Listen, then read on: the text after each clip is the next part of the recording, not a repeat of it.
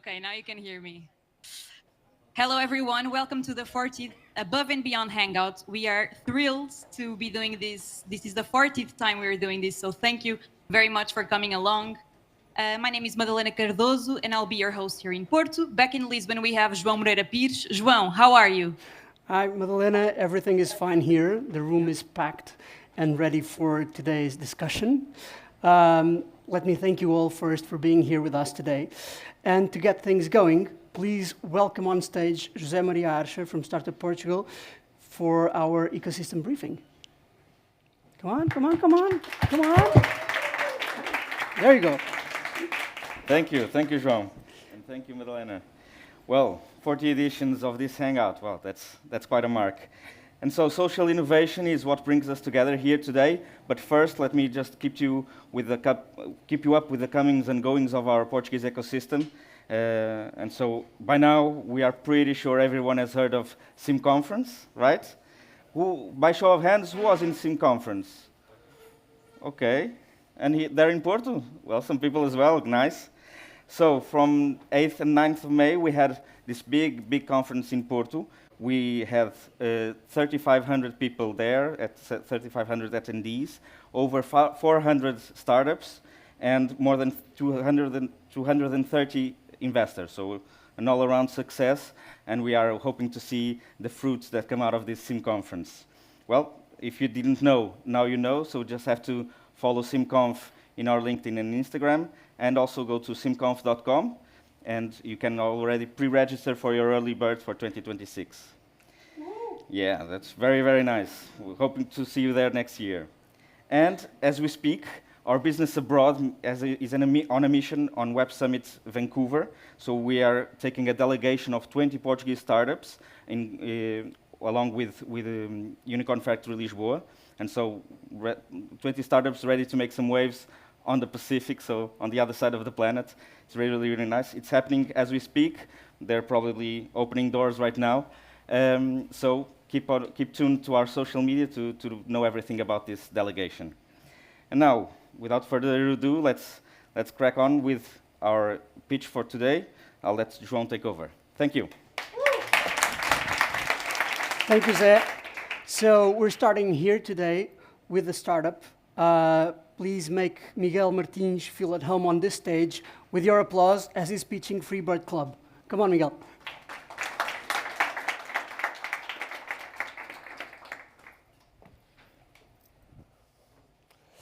Hello, good evening. So my name is Miguel Martins, and I'm the Business Development Manager for Portugal of the Freebird Club. The origin of the species. So the startup was created following the founder being inspired by his father's social interaction and found friendships through hosting senior travelers. So basically, in 2015, the founder is from the southwest of Ireland, and in 2015 he went to work to Dublin, and he put a little country house on Airbnb. And because he was in Dublin, it was his father who was the de facto host. His father was a widow, then sometimes he felt like he had a little bit too much time on his hands, and dealing with guests is something that brought him a lot of joy. But when he started hosting people from the same age range as him, then the interaction became much broader. They started hanging out together, going out for dinner, playing golf, etc. So following that, he created, Peter, seeing the benefits it brought to his father, he decided to create the Freebird Club. So basically, what's the problem we're tackling? Society is aging very rapidly. 2.1 billion people are expected. By 2050, we're expecting to have more than 2.1 billion people aged 60 plus. That's double today's figure, and we're talking about 25 years. So it's and loneliness is a huge epidemic. So a lot of older adults report to feel isolated. A lot of reports concluded that loneliness is worse for health than smoking or obesity, and this comes at a huge economic cost. On the other hand, unmet travel needs. So a lot of surveys show that travel is the leading aspiration for older adults, but many don't do it because they lack companions or confidence to go solo. So they have funds, they have time, they have the desire, but they have very limited options to do so. Our vision is to create a global community of connected older adults that empower each other to savor the world together. So our idea, well, would be in 10 years to have millions of freebirds around the world connecting, traveling, meeting up, and enjoying each other's company. Our solution is the Freebird Club, so the social travel network for over 50s, which aims at putting companions in the pockets of older travelers globally. So the platform has several features. One of them, so members, they can connect and for tips and recommendations, so to plan trips with helpful advice from local members. They can arrange meetups with like-minded locals in desired destinations. They can book stays with fellow members or host other at their home, which allows them not only to make friends, but also to make some extra revenue. To find travel buddies, so travel companions to go on trips with, participate in group events, both online and in person, and to benefit from offers from our travel partners. We also have a social network through which our members can communicate. So the benefits of our membership is to be part of this like-minded community of travelers. It's obviously to connect older adults, to provide them with new travel opportunities, and to give them a sense of belonging to a community, and naturally to enhance their well-being, both physically and psychologically. Silver tourism is rising very quickly. The market is expected to hit 2.62 trillion by 2030 and to grow more than 50% by 2030. And there's also a big rise in solo travelers among seniors. However, the market is still very fragmented and underserved with customized offerings. We currently have slightly more than 27,000 signups across 46 countries, and we're growing quickly. Our business model focuses on membership fees through a subscription model, and we also get commissions from our affiliate travel or tourism partners, and we're targeting to have 1 million euros ARR by the end of 2027. In terms of the competitive landscape, so Freebird has a unique market position, as we're older adult specific, and we also focus on social interaction. So there are a lot of other companies that provide separately some of the services we provide, but with the same focus that we have, there are currently none. In terms of partnership potential, so Freebird is more a community than a product. It's more about connecting people, so we have the potential to create partnerships with all kinds of tourism operators that want to tap the silver market. This is currently our team. So our founder, Peter Mangan, has huge experience in the aging sector. Our co-founder has a very vast experience in the startup world. Our 2.0, so our Phoenix version, was launched in the summer of 2023 and got to Portugal in the summer of 2024, attracting great national media coverage, including from the main media outlets like Público, Express, New in Town, etc. In terms of investors, we have international and national investors. Our investor in Portugal is a GES Foundation, and we won some prestigious awards, social innovation awards, including from the European Commission and from the European Investment Bank in 2017. So basically, it was created in 2016. At the beginning, it was growing quite interestingly. It won those prestigious awards. Then COVID came, which obviously kind of stopped the project for about 2 years, and then we relaunched in 2023. Last year, we had an investment of 400K, and we're currently fundraising again. Thank you very much for your attention. Have a nice evening. Thank you so much, Miguel. If you have any questions for Miguel, or you got curious about this startup, please find him in the networking moment in the end. Now, let's move to our discussion on social innovation. I now call to the stage our speakers here in Lisbon, Nuno Comando, Director of Casa do Impacto, an incubator, and Filipe Almeida, President of Portugal Inovação Social. Please give them a round of applause. And over there, Madalena. Here in Porto, we have to moderate our head of growth and acceleration, Marilia Santos. A round of applause as well. Can you hear me? Okay, great. Hi, everyone. Hi, Nuno and Filipe. Thank you for joining us. Hello. Thank you for joining us on this discussion about social innovation. Before we deep dive into this topic, I would like to invite you to introduce yourselves so that all of us can know you better. Is that okay? Nuno, do you want to start? Yeah, I can. Hi, hello everyone. So thank you very much for having me and for the invitation. I'm Nuno Comando. I'm the director of Casa do Impacto, and Casa do Impacto is a one-stop shop for impact entrepreneurs to grow. So we are part of a big organization called Santa Casa da Misericórdia de Lisboa. It's not easy to pronounce in English, but now you know at least a word in Portuguese. And basically, Santa Casa substitutes the role of the government and the city hall of Lisbon for the majority of the social problems within the city. And 18 years ago, started this project called Casa do Impacto. The Department of Entrepreneurship.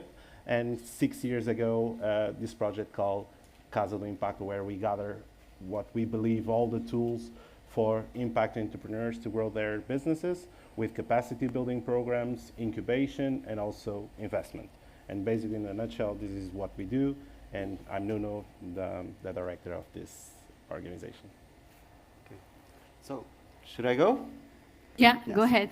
Thank you. So, good afternoon, everyone, and thank you very much for the invitation. My name is Filipe Almeida, and I'm president of Portugal Social Innovation, which is a public policy program, a pioneer program created by the Portuguese government 10 years ago, with the vision of developing the social innovation ecosystem in Portugal using European funds to fund social innovation projects and social experimentation alongside with private and public social investors that co-fund these projects alongside with these European funds. So far, well, I think you have some question in the near future about the results that we have achieved. I was already jumping into it. But let me just say that this has been a quite interesting journey because in the last 10 years, Portugal became the main reference in the world, not just in Europe, in terms of public policy for social innovation because of this national public policy program, Portugal Social Innovation, that gathers around a lot of different stakeholders, from entrepreneurs, social organizations, but also investors from all sectors. And in a minute, I will go to the numbers that we have already achieved and how the ecosystem is thriving today. And we are close partners with Casa do Impacto as well, so I'm privileged to be here in this stage with Nuno. Thank you very much. Thank you, Filipe. So to kick off this discussion, I would like to begin by asking you, both of you. So I think the concept of social innovation is quite broad. So my question is, what does this mean for you in the Portuguese tech context? And why do you think it is relevant at this moment in Portugal? Filipe, maybe? Okay, so. Go ahead. Maria, I'm sorry, I won't go, I don't know what it means in the Portuguese tech ecosystem, but I know what it means in the Portuguese ecosystem at large, because we work in the whole country, in the whole ecosystem. So from our experience and based on our references, because we have to have even though this is a very broad concept, we have to narrow it as much as possible because we have to decide what is a social innovation project and what is not, because we have to fund it and we have to make this due diligence with investors that are partners. So, putting the concept in a very simple term, when you add the word social to the word innovation, what you do, you make the innovation have a direction. You provide a direction to the innovation. It means that we are talking about innovation that is intentionally directed at solving social problems, social challenges, promoting autonomy of those that among us are more vulnerable, strengthening social relationships and fighting inequalities. Ideally, providing a systemic change in a long-term perspective. So, in a nutshell, we would say that social innovation is the result that comes out of the development and implementation of a new product, a new service, a new methodology, or a new practice that aims of generating positive social impact. I'll stay here. Great. Thank you, Philippe. Go ahead, Nuno. Well, I don't have much to add on what Philippe said. So we saw, at Caso Impact, we see this, it's about maybe applying to the tech ecosystem. So it's about using technology to solve a big social or environmental problem. This is what we try to do promote at Caso do Impacto, and we look as impact in a more broader perspective. So basically, is this what Philippe already said? And if we are applying with the tech ecosystem, so probably we are talking about using technology and use the develop of new solutions by using technology to solve environmental or social problems. This is what we try to promote. Thank you. Thank you, Nuno. Thank you both. So now, to Philippe, I would like to ask you from your perspective at Portugal Inovação Social, how would you describe the development of the social innovation ecosystem in Portugal over the last 5-10 years? Well, it has grown a lot and became very, very dynamic. And we can translate Portugal Inovação Social into Portugal Social Innovation. We have that formal translation as well. So 10 years ago, when this public policy program was created by the government, no one really knew if we had in Portugal the right potential to give a good answer to this public program.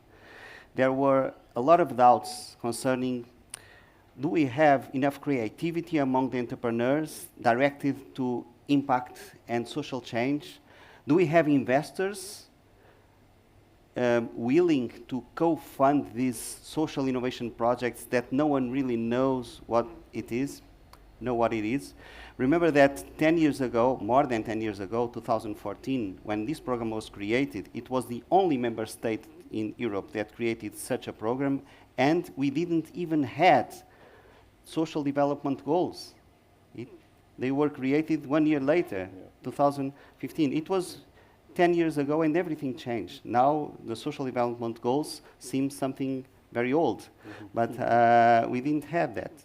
So when we approved the first 42 projects in June 2017, we celebrated. We said, okay, we have 42 projects, 42 entrepreneurs doing a lot of innovation to solve social problems alongside with usual suspects of these private investors that were already running in the ecosystem. But we didn't know if that would become much larger.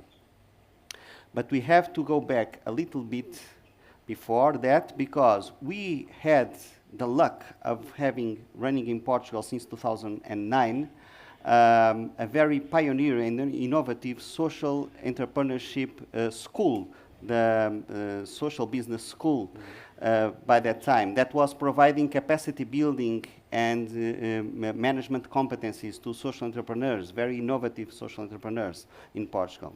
And then the Calouste Gulbenkian Foundation, which is one of the biggest private foundations in the world that is Portuguese, created a task force for social investment in 2013-2014 that gathered dozens of leading organizations from different sectors and issued a report with concrete ideas on what should be the infrastructures that the country should develop to create this national social innovation ecosystem.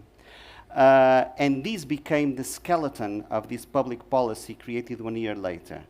And we had luck to have a visionary minister by that time that used the European funds that he was negotiating with the European Commission to test this public policy. And we had the opportunity of the European funds, of course. And all of this came together in 2014. And today, what happened is that in the last 10 years, we approved 698 projects of social innovation projects all over the country, 481 social organizations, including startups. We are funding these projects alongside with 848 investors from all sectors and dimensions, and we are talking about 101 million euros of European funds plus 51 million euros of social investment. And this was in the previous programming periods. Now we are using European funds from this current programming period, and we already approved 461 applications of social innovation projects. 84 million euros already flew in the last year. What we have in Portugal, a lot of the major organizations and investors are becoming very aware of social innovation and very willing to invest in this kind of approach. We have a lot of entrepreneurs coming into Portugal from foreign territories, but also, of course, the main set of entrepreneurs that we have are Portuguese, and they are becoming more aware of this and more capable of addressing these issues. And we have strategic hubs that provide this capacity building and then the critical networking for these different stakeholders to get together. One of the most important hubs in Portugal is Casa do Impacto, from the oldest charity in Portugal that Nuno is running. So we have investors, we have social entrepreneurs, we have these hubs, these incubators that provide this networking. We have the government aligned and public policy with European funds. The universities are coming together as well into this process. We are only missing, from my perspective as a public manager and an academic as well, what we're missing is an effective link and mechanism that can link this social innovation experimentation with public policies. Because to scale in an effective way, most of these projects need the partnership with public policies to reach everyone. And we are struggling to create this effective mechanism. That's what we are looking ahead to do in the near future. Sorry for taking so long, Marilia. No problem. We are going there in the next questions.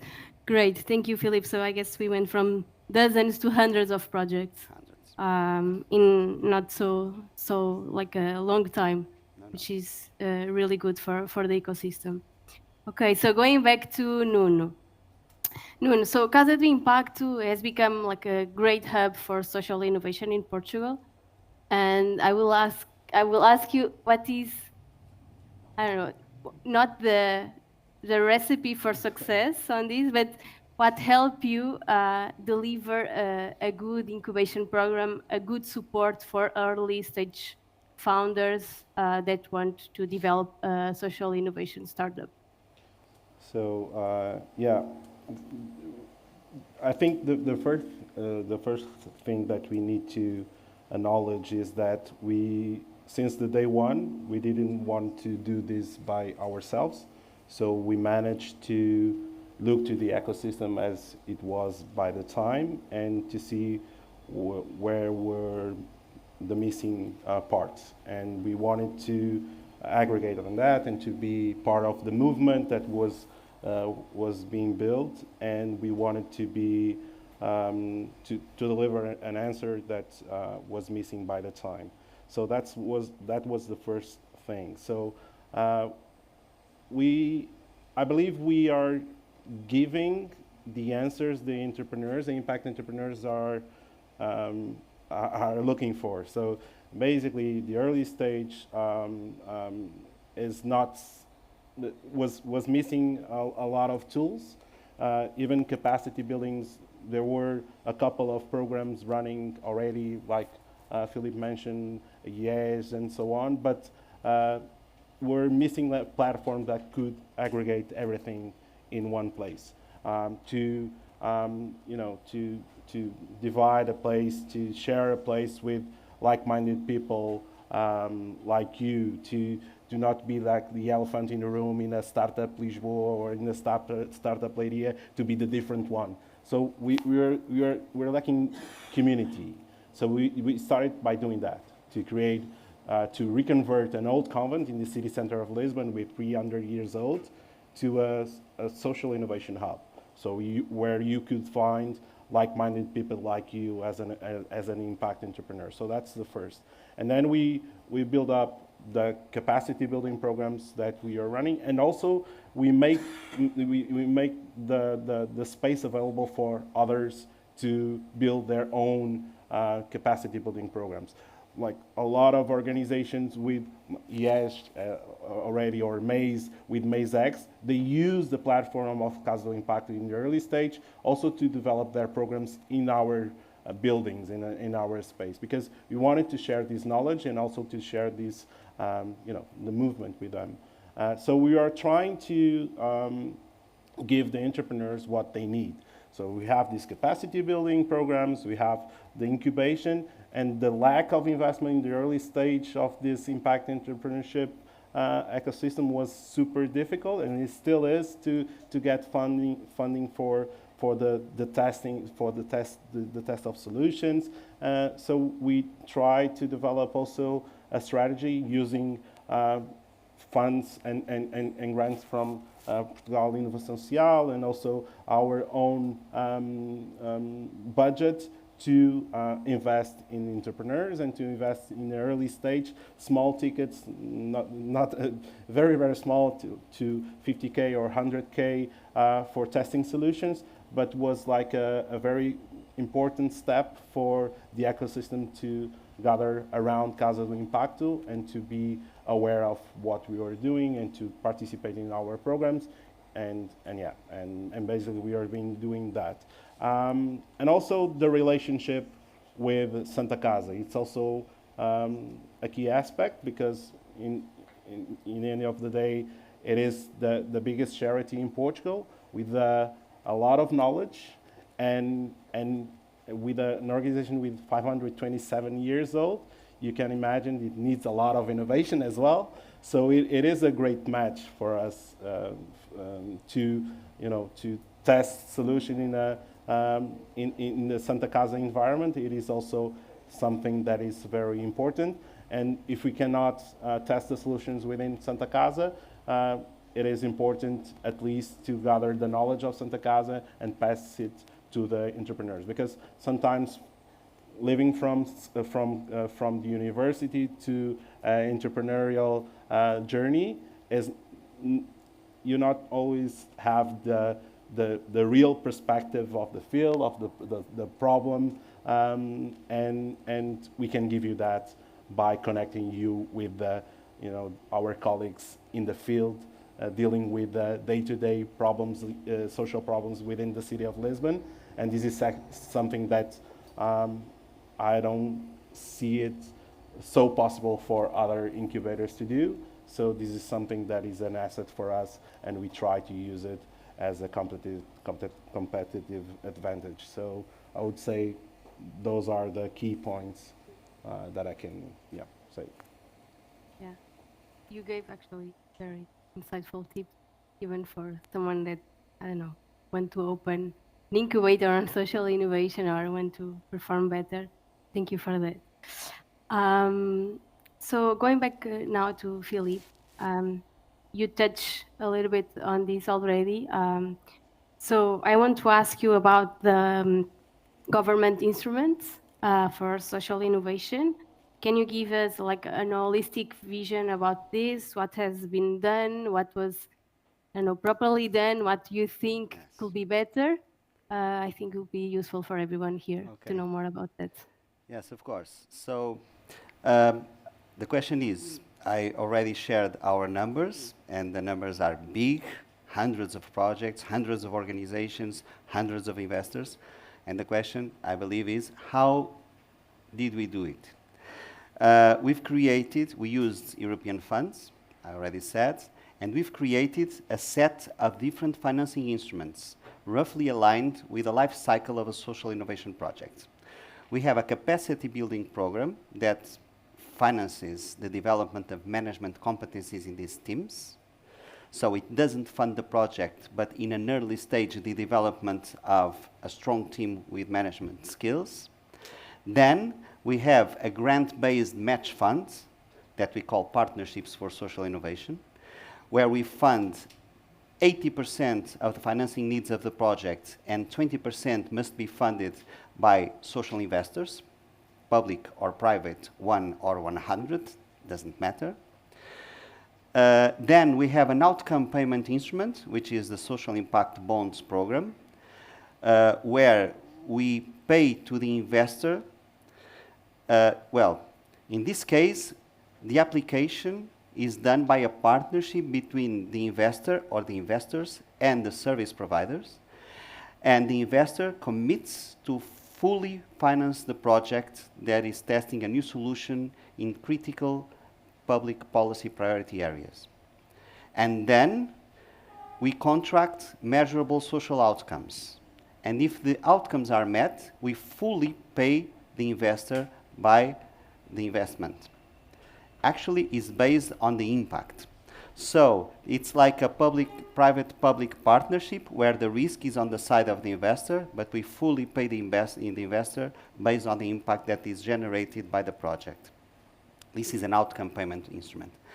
And then, in the previous programming period, we also had a financial instrument, which was, and still is, the Social Innovation Fund, with a debt stream, where we provide guarantees for loans, and an equity stream, where we co-invest alongside with private investors in equity of SMEs that have social innovation projects. So the idea was to have this different set of instruments: capacity building, a grant-based match fund, an outcome payment instrument, a debt instrument, and an equity instrument, all at the same time, to address different financing needs of projects in different levels of their maturity, to create pipeline, to provide an answer to different financing needs in the ecosystem. And this was one of the innovations of this program, not just one solution, but a different set of solutions.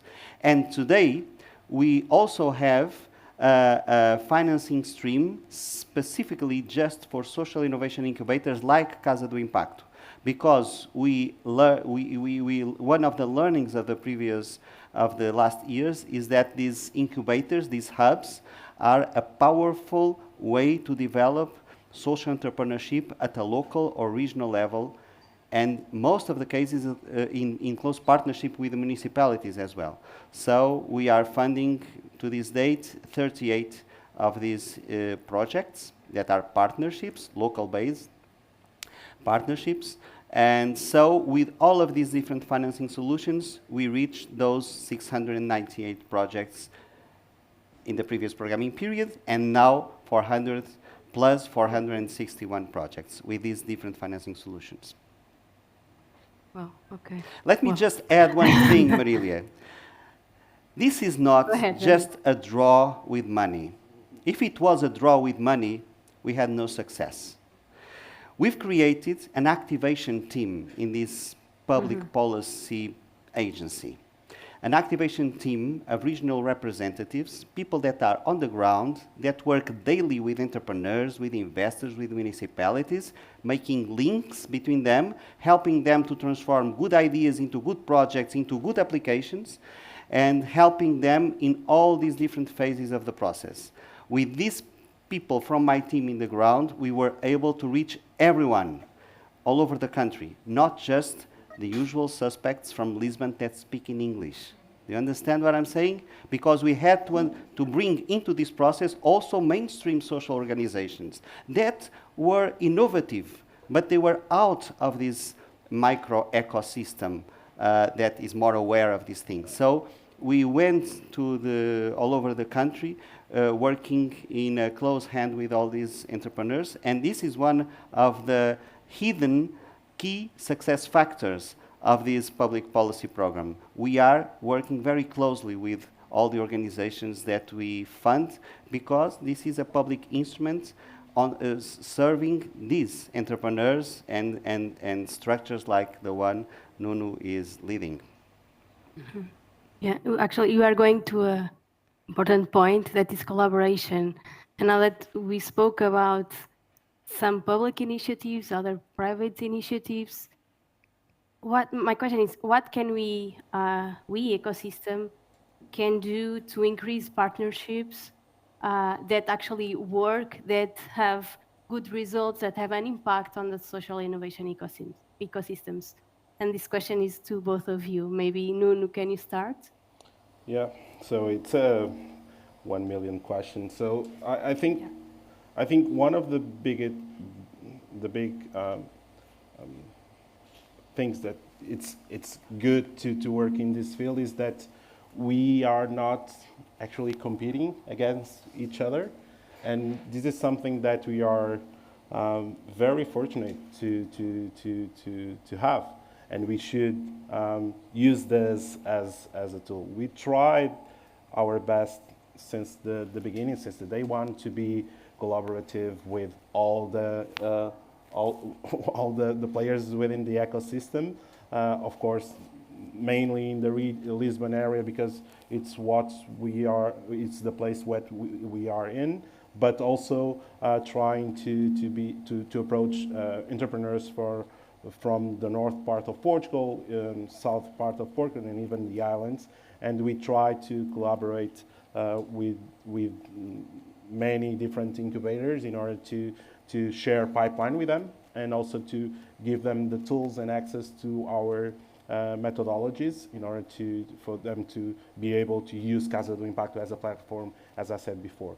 But also connecting with private entities, and the role of Portugal social innovation it's key in order to make this ecosystem work. And we have several different players that actually bring a lot of knowledge, and also what I feel is that we are using Portugal Inovação Social and is using us as also advocates for this, and we are using Portugal Inovação Social as our advocates within the government and the public sector, and this is very, very interesting. And also, in Casa do Impacto example, in our programs, it is fantastic to see the programs that are funded by corporations. We have at the same program corporations that compete against each other in the market, and within this field, they are okay to be part of the same movement because they are doing something for good. And this is something that you cannot find, or it's very difficult to find in other fields of action. So this is something that we are providing. So use this competitive advantage of non-competing against each other, because you are actually doing something for the society, for the planet, is something that we need to use more and more in order to build more strong partnerships, and use this as also something that we can share. Yeah, Filipe, you want to add? And I fully agree with Nuno. I think Nuno touched the essential.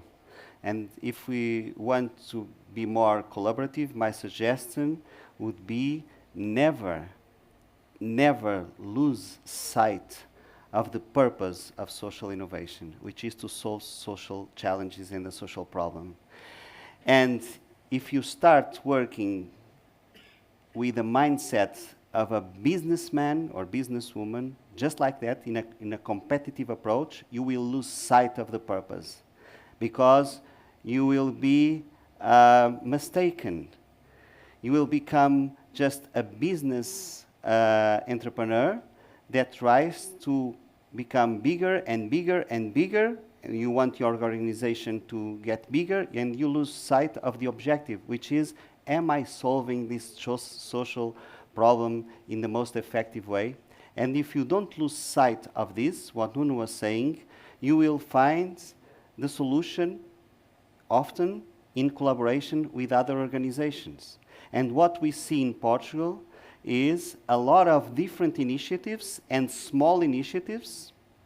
And one of the main jobs that we do in Portugal Social Innovation, that, as Nuno said, became the main catalyzer of this ecosystem in Portugal, we make connections between different organizations and different startups and small organizations that are doing something similar or complementary in the same territory, and we try to make and promote these partnerships. Also with the investors.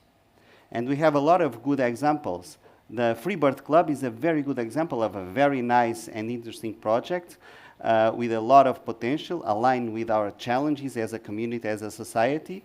And they have the investment of the AGIAS Foundation, which is one of the private foundations in Portugal, corporate foundation, that is aligning their investment with this vision of solving social challenges with very innovative financing models as well. And they are completely open. That's an example of a corporate foundation that is completely open to partnerships. And most of our corporate foundations are in Portugal. So I think that on the side of the entrepreneurs, collaboration is key, a key success factor as well. But never lose sight of the objective: solve social challenges or prevent social problems. My colleagues were telling me that we are kind of running out of time, but the conversation is really interesting, at least for me, hope for everyone too. But to finish this, so I would like to ask you, to both of you again, two questions, two quick questions. First, what are the biggest challenges that people and organizations face when trying to start a social innovation project in Portugal? I think it's relevant to focus on Portugal. And the last, if you could change one thing tomorrow, what will you do? What will you change? Nuno? So I think funding is one of the challenges, but also to get to know the problem to really get to know the problem and to collaborate or have at least a group of people that could help you to really find out the grassroots of the problem. This is very normal, and it's very difficult sometimes when we're talking about social innovation and to dealing with a social problem. So I would say that probably you need to find some help, and it's quite normal, and use it because there are a lot of good examples, not only from Casa do Impacto, but all across the country. You will find incubators and accelerators connected with this, with great expertise in the field, and also very good foundations, as mentioned, the Carlos Gulbenkian, but many others that have a lot of tools and a lot of knowledge that you can explore in order to really get to know the problem and be sure that you are addressing the right issues, because sometimes we are not doing that. And also, in terms of funding, I already spoke, and also to be part of a community. So this is something that is, I think, it is quite important, and sometimes you cannot see it on the first sight. But I think if you are part of the community, if you share the walls within your fellow entrepreneurs, it's so much easier when you do it, because probably they already passed through the same problems that you are going to pass. So this is something that I really recommend, and normally this is something that is difficult. For the funding part, I think the collaboration between the public sector and the private sector is very important, and ourselves, incubators, as a platform, we are doing our best to provide this match and be the matchmaker for this, and we are trying to do this as good as we can. If I could change something for tomorrow, I would say bring more people into this ecosystem because we need it, and we really need to find new solutions because we are dealing with a lot of social problems, and they are not stop coming, and and we are facing really difficult moments within politics and everything. So I think we need more people. We need more experts. We need more people engaged within these topics in order to face the problem. And yeah, so this is what I would like to have is more people aboard not only in Casa do Impacto, I mean in the ecosystem, more entrepreneurs, more experts, more people from different fields working in this impact sector and social innovation sector, because we need more and more people to face the problems that we are facing right now in the world. Okay. Thank you, Nuno. So should I go? Yes. Yeah, go ahead. So concerning the challenges for social entrepreneurs, focus, get obsessed with the problem you want to solve, sleep with it. Don't sleep because of it. And be an expert on the problem. That's something that sometimes I think and I see that misses in the process. You have to be an expert on the social challenge and problem you want to address. Second, courage. Something that all the people that I know in this ecosystem has. Then you need the right team with you, and this is a major challenge as well. And selecting the team, the people you want to work with, is key, and maybe the biggest challenge, because everything else the social entrepreneurs have a lot. Then you need resources, partnerships, and of course the main ingredient, resilience and patience. But social entrepreneurs have all of these things. I would say that the main challenge is the team.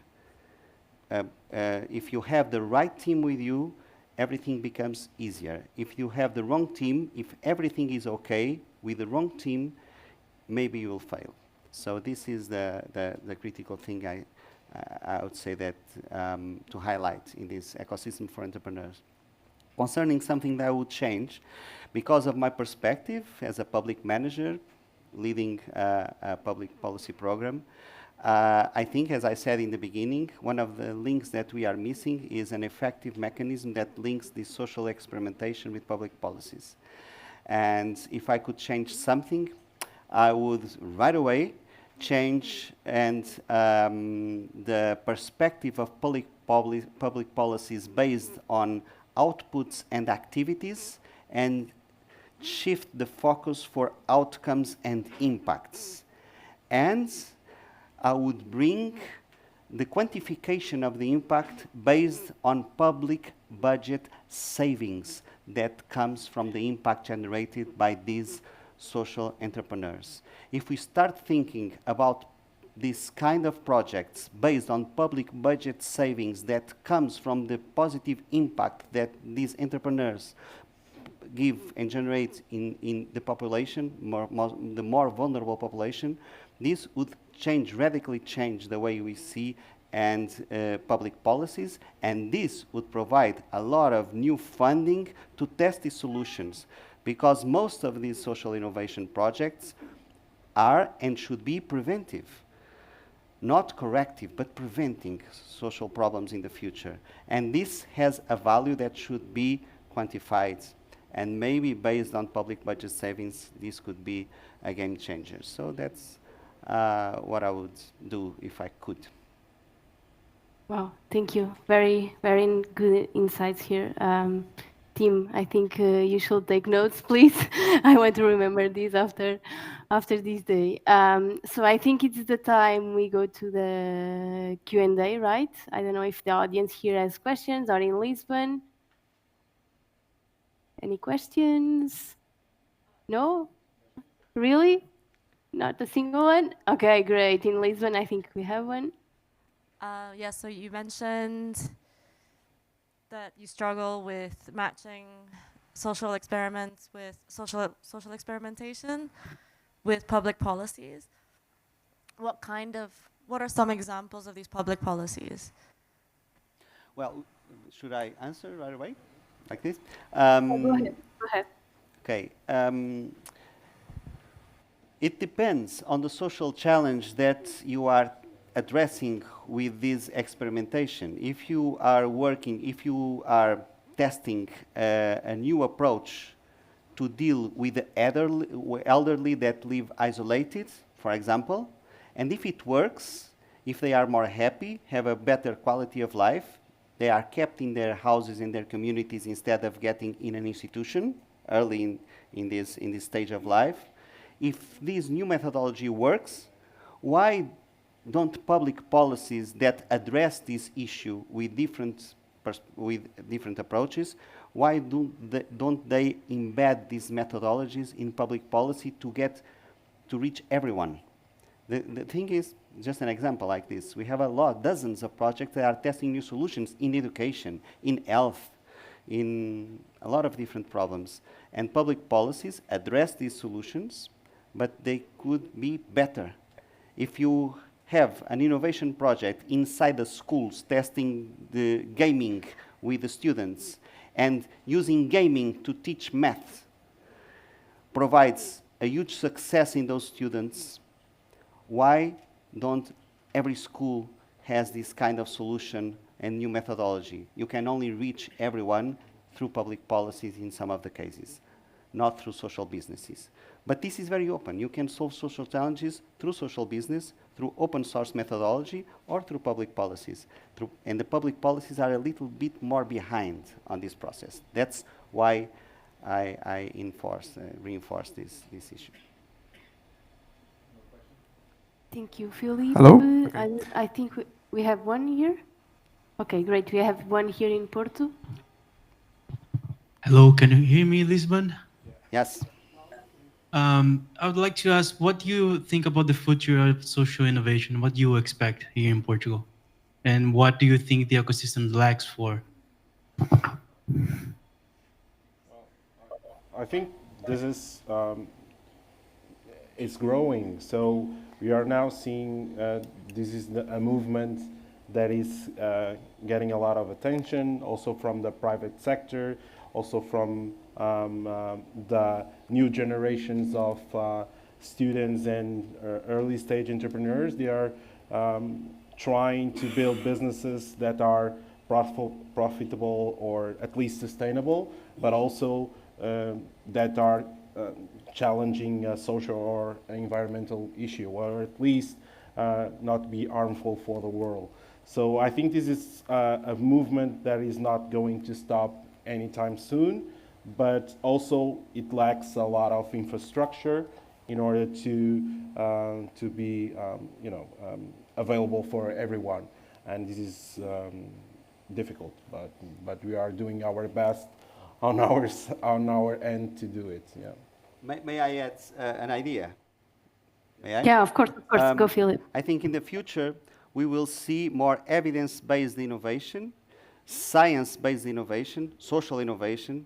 We have a lot of research coming into this field, and we need this kind of research and scientific approach to methodologies, to impact assessments, and to measure this impact so that we can really have the case for social innovation. So, and I think we will have more tech-based social innovation. Of course, technology is at our disposal and can be a powerful instrument to change a lot of social problems and to improve them. And I think we will see the urgent convergence of social with environmental, because when we talk about social innovation, we usually set the environment a little bit aside, and this is our fault as well from the government perspective, because we are using European funds, namely the European Social Fund, that has nothing to do with the environment, so we are only funding these social approach projects. But when we talk about social innovation, actually today, we are talking about impact innovation, which is slightly different, and that's what I think we will see in the future. social innovation becoming impact innovation. Thank you, Philippe and Nuno. I think we are ready. Yeah, we are ready to go. Okay. Okay. Oh, we have one in Lisbon. Okay. Okay. Thank you. Go ahead.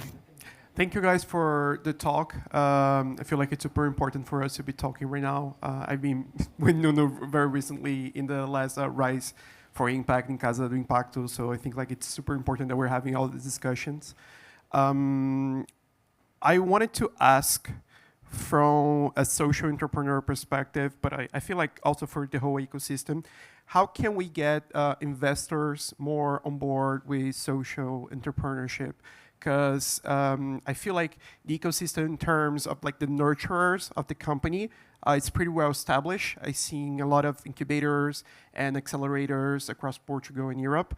But then when it comes to funding, I feel like lots of those projects die early on because the institutional investment scenario is not really well prepared for the type of tickets that those projects need. So I was wondering, like, is there anything that we can do to try to move the market and this sector in the right direction to really care for this social entrepreneurships, or it's like, it's who to blame for their not being on board with that? Well, it's quite difficult, Roger. I think purpose and profit should work together. And sometimes it doesn't happen, or at least to be sustainable. This is mandatory in order to investors to jump in. I think this is something that, and it's actually the only way to guarantee that you proceed in time. So the impact is going to be there for at least a couple of years. And this is something that we are trying to add to our programs, the business model, to have a sustainable business model. And sometimes in this field, we still lack, or we still find a couple of barriers in order to have this type of approach.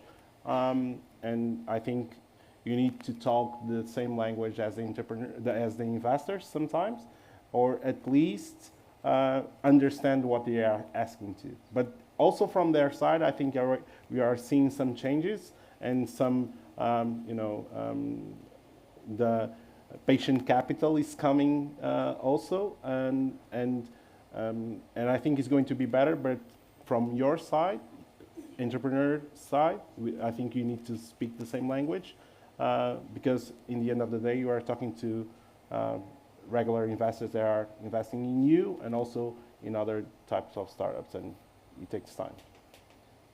Yes, and like Nuno said, it's increasing rapidly, the volume of capital available for social innovation, social entrepreneurship.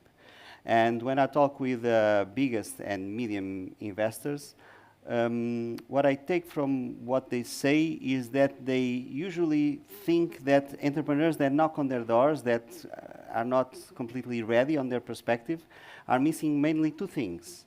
They don't have a good answer to the question, how do you plan to scale up your project?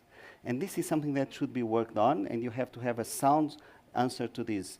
My plan is like this and this and this, even though if it's public policy as well, but you have to have a plan. And now we also are demanding this kind of answer to the projects that apply to Portugal social innovation.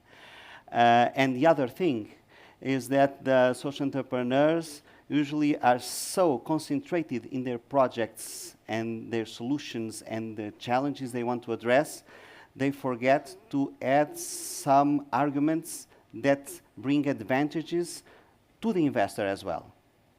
So this is something that can be worked on the project. So build up the project, make comprehensive impact measurements or assessments, communicate in an effective way, have an answer to how do I want to scale and can scale this project, and what advantages do I bring to your organization as well if you became partner.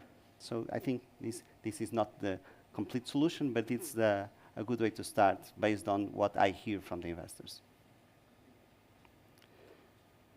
Do I have another question in Lisbon?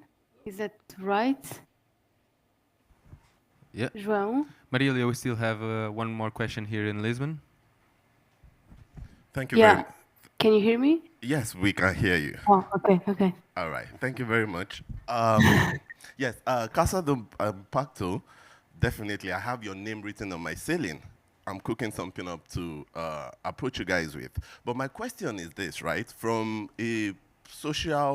somebody building a solution in, this for the social impact. I mean, while I volunteer for, for entrepreneurs here and there, I was able to find out some kind of solutions. But some of us are facing one particular kind of problems, right? When it comes to corporate partnerships and all of that, especially with organizations in the financial sector. I think it was a bit easier for me to approach Banco Portugal than to approach a commercial bank. You get what I'm saying? So I'm also going to come meet you after this talk during the networking session, but I'm trying to ask for everybody and on a general scale, what are processes that are put in place for us to be able to, reach out in terms of partnerships with organizations like, financial institutions? Thank you. For anybody.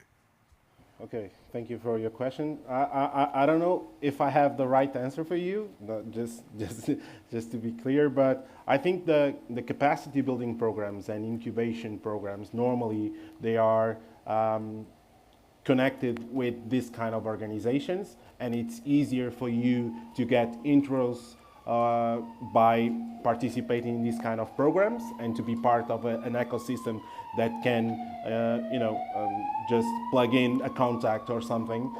It's easier, but perseverance, as Philip said, get to know the right people in the right time, and reach out and reach out and reach out again. And sometimes it's easier if you have this kind of connectors and platforms to use and to get you to the right person. But if you don't, just be a pain in the ass and just It usually works for almost everything. And I can add just one thing, that we have in Portugal a set of front runners in this process of investors, even banks, but more corporate foundations linked to banks, like La Caixa Foundation or Santander Foundation. So, and I think the first way to get over this difficulty is to knock on the door of these front runners in this process, and then after one you understand where are the others. So it's not easy, and I had that experience with commercial banks as well. We tried to get them from a commercial perspective in this process, but we were not lucky with them. No, it was a failure in this debt instrument that I talked about. So banks from a commercial perspective are not ready yet, but the corporate foundations that the banks have, yes. So that's a way to go.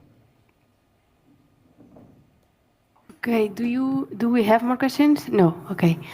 Great, so thank you so much, Nuno and Philip. It was a pleasure to have this discussion with you. Now I will pass my word to Madalena. Thank you so much. A round of applause. Thank you. Here we go.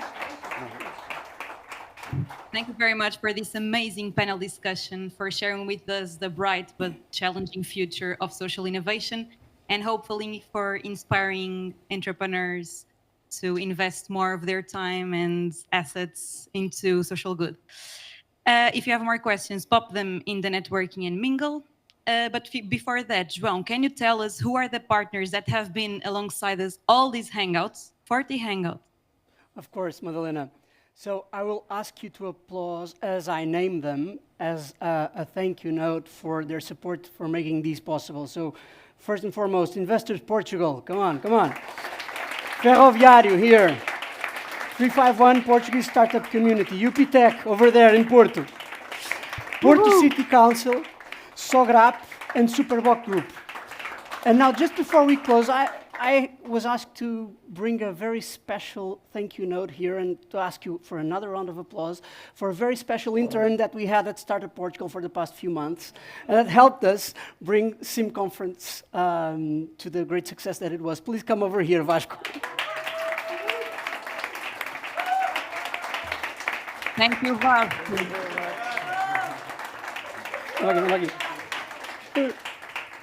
And now, just to close, let me remind you that networking is upstairs today. It was a pleasure to have you all here. Thank you, Madalena, for running the show from Porto. And subscribe to our newsletter. See you next month. Bye-bye.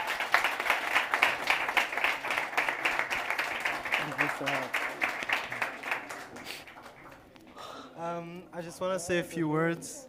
It was an amazing experience here at Startup Portugal.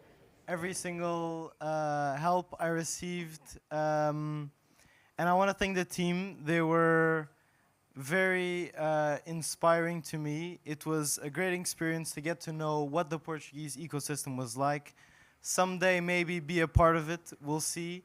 But I can assure you that this was the best foundation I could have ever asked for into this next step. Thank you very much, Startup Portugal.